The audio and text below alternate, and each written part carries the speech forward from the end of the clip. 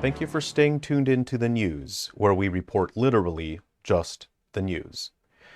In a terrifying and shocking turn of events, a U.S. genetics company claims to have performed the first de-extinction, reviving the dire wolf after more than 10,000 years of extinction.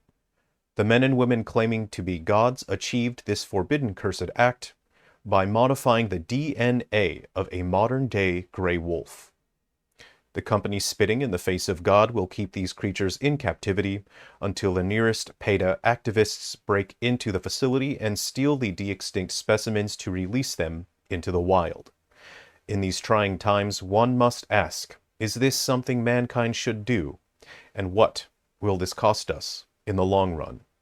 In other news, in a terrifying and shocking turn of events, the ceiling in a movie theater in Wenatchee, Washington, USA collapsed during a showing of the latest and most thrilling entry in the Marvel Cinematic Universe.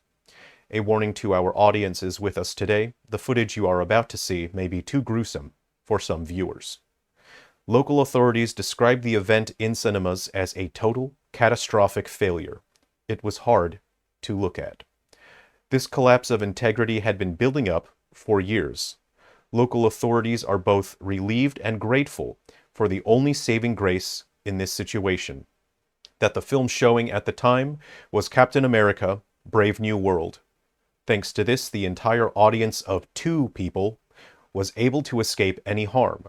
The film continued to play despite its utter catastrophic collapse. Had a different film been playing at the time, the audience could have suffered significant injury. We have reached out to the surviving audience of 2 for comment, but they both replied that they have already forgotten everything about the movie and don't really have anything to say. Local businesses are hoping to restore the movie theater soon so audiences can return to watching Captain America: Brave New World. In these trying times, one must ask, is this something mankind should do? And what will this cost us in the long run? We now turn to the scientific segment of our program. In a terrifying and shocking turn of events, scientists have employed the latest in genetic modification technology to create an entirely new type of mouse. These newly dubbed woolly mice have been enhanced to grow hair up to 3 times longer than any other mouse in existence. This is merely the next major step toward achieving the de-extinction for woolly mammoths, which would assuredly contribute significantly toward finally addressing all of our world's socio-economic and cultural issues.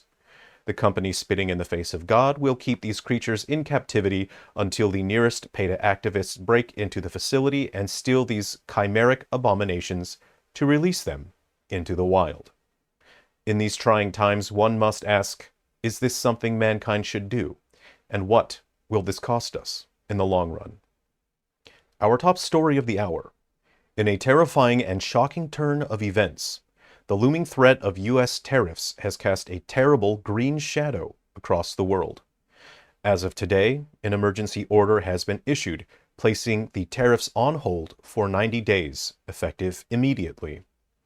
While this affects trade and commerce in the U.S., the most important and pressing benefactor for this situation is the launch of Nintendo's upcoming new video game computer machine, Switch 2. Over the past week, indefinite delays have marked this video game computer machine launch with doubt and cause for concern. Customers in the US were uncertain when, or if, they would be able to pre-order the Switch 2, and at what price.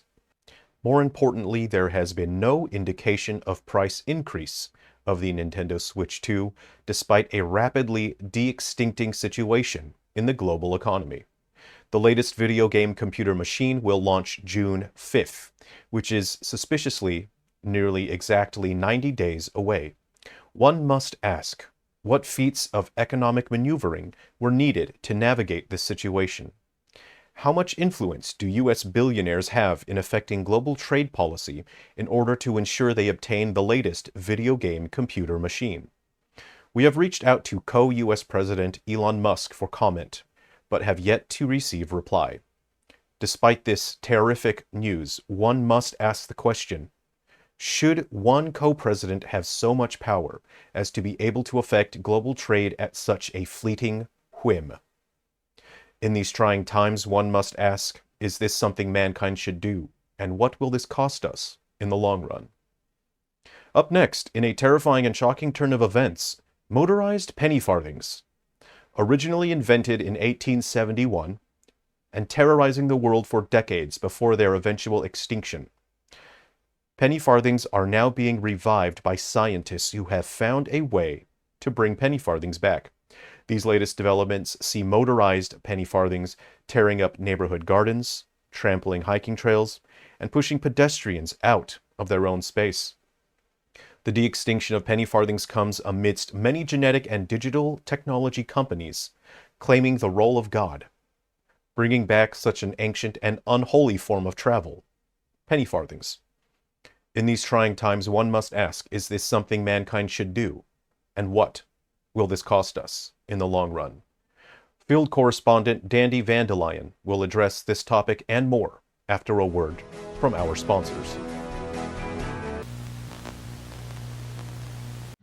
Hi everyone, thanks for watching the video. I hope you had a laugh. These are fun to make, but they do take a fair amount of time and effort. So I actually just released a homebrew alpha build of my game Silver Falls Ghoulbusters. This was a game that I originally launched on the Nintendo 3DS. It is currently only available on the Nintendo Switch eShop, but people have been asking me to bring Silver Falls to other consoles. Silver Falls is exclusive to Nintendo consoles, but I can create unofficial free homebrew versions on other platforms. So this is my way of being able to share the game with people who want to enjoy my games on other platforms. Right now this is only available to Patreon supporters because I'm still working on the game. I'm building this based off the Nintendo 3DS version, and so there are certain functions that don't work yet. For example, the 3DS has the second screen, which allowed me to put the inventory items. This only has the one screen, so this is an alpha build that doesn't have the item screen yet. I'll be working on that and implementing them onto the screen here, and also it doesn't have save data. But if you are a Patreon supporter, you can head over to Patreon now. The link will be in the description, and you can play Silver Falls Ghoulbusters. It's the full game, it's the whole thing. There's no monetization. When this is finished and ready, it will be free to absolutely everyone. There will also be an Android version. I'll be distributing that through itch.io. It'll be a download for free. You don't have to pay. No monetization, no ads, just so that people can enjoy my games. So I hope you're looking forward to that. And I'm working on some other upcoming games as well. So thanks for joining me today. If you would like to check out some fun videos, I'll put 2 other episodes for this news format. I'll put them on screen. So thanks very much for joining me. I hope you've had just a big old laugh. Please take care of yourself, be well.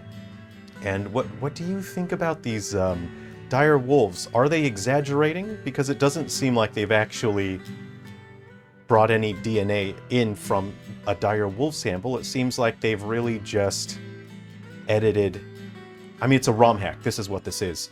Some people create new games and some people make ROM hacks, and this dire wolf situation, it's really basically just a ROM hack.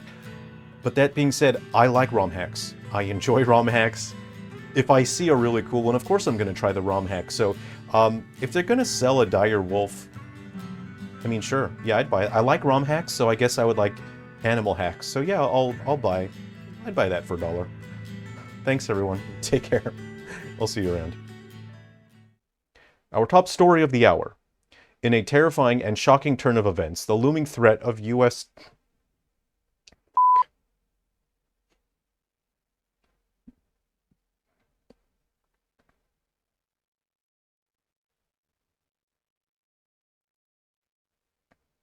Our top story of the hour.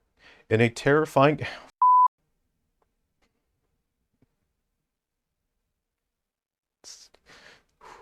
Professional, I'm a professional. Okay, I'm a professional broadcaster, I am.